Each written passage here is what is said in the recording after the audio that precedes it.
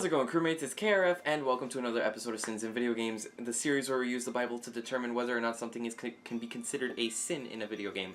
And this is the first episode where I actually have a camera. This is my first real episode, if I'm being completely honest. Now I can finally make videos like YouTubers that I grew up with, like PBG and maybe even Game Over Jesse.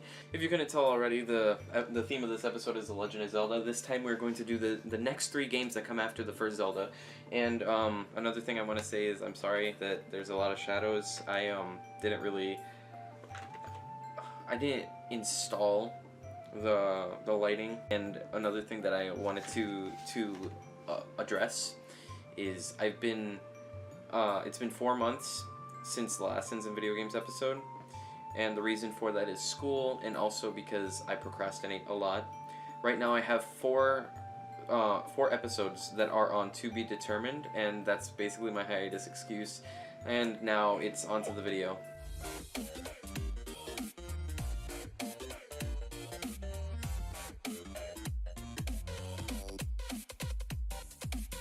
Alright, my fellow Christians and gamers, I'm going to explain the story of The Legend of Zelda where we left off. So, I'm sorry if it sounds like I'm speaking more about the story than actual sins, but just that there are a lot of elements in the story that could be considered sinful, and around this time Nintendo used to censor anything having to do with religion, so God really isn't present in any of these situations. And it wasn't until around 1996 or 1998 where Nintendo started adding more of a religion and a culture to Zelda games that really is not Christian at all. And funny enough, The Legend of Zelda originally was supposed to be a game about the main protagonist being Christian as well, as seen in some promotional art for The Legend of Zelda: A Link to the Past. So in the first Zelda game, there's this boy named Link, and he lives in Hyrule. He's around 9 or 10 years old, and one day he finds the nursemaid of the Princess Zelda. And she's all like, "The princess is captured." And then Link explores the world and kills the evil pig monster known as Ganon.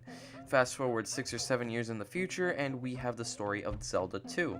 One day, Link notices there's a glow in his hand, and he shows Impa. Impa tells Link that the king actually hid a third piece of the Triforce, and for some reason Zelda was apparently cursed with an eternal slumber, and because of that, Link has to collect 6 crystals and then fight a dark version of himself in order to possess the third piece of the Triforce of Courage, and after he possesses that piece of the Triforce, he can wake up Zelda. Alright, so you've been informed, so let's look for some sins. So, it shouldn't be new to anyone who watches Sins in Video Games that I usually start off with magic, since magic and witchcraft are sins. And in Zelda 2, there are these elders in each town that teach Link new magic abilities, and Link uses the magic meter, and it's basically impossible to beat the entire game without using magic once. Also, there are these enemies named Bubbles, which I've talked about in the last episode, and Bubbles basically drain people's magic. Examples of magic in the Bible are Exodus chapter 22 verse 18, 1 John chapter 4 verse 1, and Acts of the Apostles chapter 19 verses 17 through 20. If I'm being completely honest, that's about it. Like, in Zelda 2, of course, all the enemies are bad. They all only listen to Ganon, and Ganon is this king of evil, a demon king. So there has to be something else besides magic and demons that has to be a sin in this game. But after looking at it, there's basically everything has to do with magic. There's a magic sword, a magic shield. There are some boots that let you walk on water, which I assume are magic. And there's a cross that you can pick up that lets you see invisible enemies. And that surprises me because I think I said earlier that Nintendo used to censor religion. So let's move on to the next Zelda game.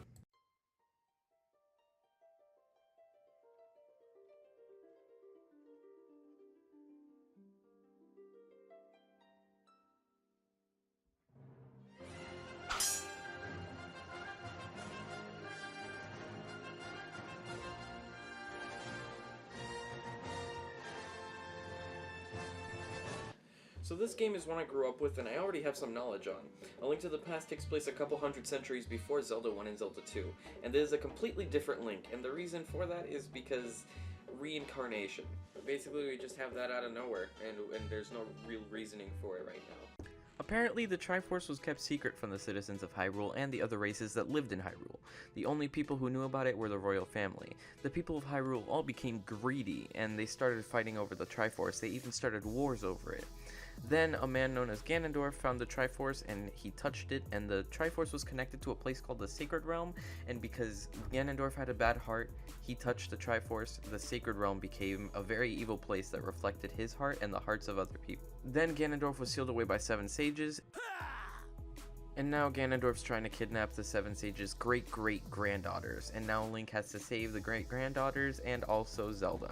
This game has a magic meter, but every time Link uses the lantern, it also counts as use of magic, and I'm not going to count that because the developers of the game really didn't add oil into the system, so not use of magic. So there are a lot of items in this game that use magic, and there are a lot of items in this game that don't waste your magic meter but still have magic in them. So the red shield, the moon pearl, the Pegasus shoes, the silver arrows, the magic boomerang, the magic powder, the fire rod, ice rod, the 3 medallions, the magic hammer, the cane of Samaria, and the cane of Bayrana? The magic cape, the magic mirror, the green and blue medicine, and also a fairy are all considered use of magic. It's impossible to beat this game without using magic. Remember that world Ganondorf turned evil? So anyone who enters that world apparently turns into what their heart reflects, and for Link, he turns into a bunny, and Ganondorf turns into a pig named Ganon, and Zelda basically stays the same. And I think you should remember this because there's a game later on in the series where something similar to this happens again. Really, the only new enemy in this game is thieves, and that's it. Just different thieves. All the other enemies are the same as before, they all serve the demon Ganon. So this is when we kind of get a bit confused in the Zelda timeline. This game takes place after Link to the Past, but not directly. There are 2 games in between, but those don't come out until later on, and I'm not going to be covering them in this episode.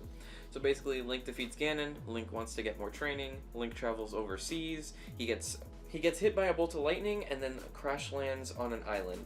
So Link retrieves almost every single item from the last game, and the only magic items are the magic rod and the magic powder, and that's about it. Link collects a bunch of instruments, goes to the tallest mountain, cracks open an egg, and then enters the inside of a mountain. And that's when we find the Windfish's nightmares, and you have to fight his nightmares.